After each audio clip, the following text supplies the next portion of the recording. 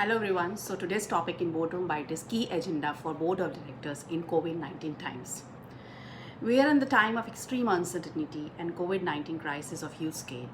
Global economy is disrupted and corporates are hard hit too. To navigate through the COVID-19 crisis and challenges, as per my view, Board of Directors of every company, irrespective of its size and nature, should consider top 10 agenda items on priority basis.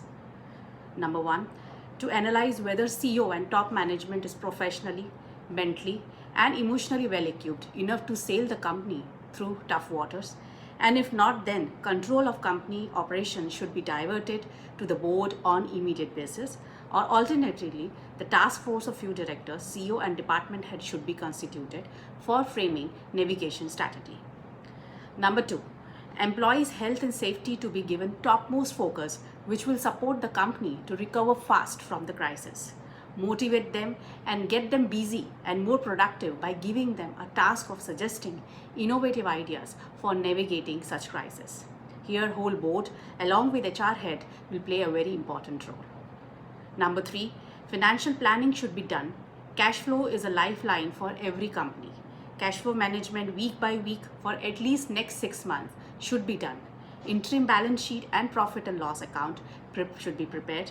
Audit committee should work rigorously to plan financial strength of the company and ensure that the company can meet all its financial obligations effectively in future.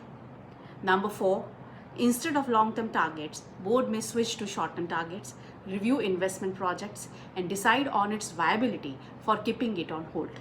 Sale and purchase should be reviewed in light of today's demand. Number fifth, to prepare action plan on how will company roll back in speed and good shape after COVID-19 crisis. Branding should be reworked with a focus on long-term branding. Number six, to ensure the continuous communication every week with investors, shareholders, and stakeholders, informing them about the state of affairs of the business. This is very important.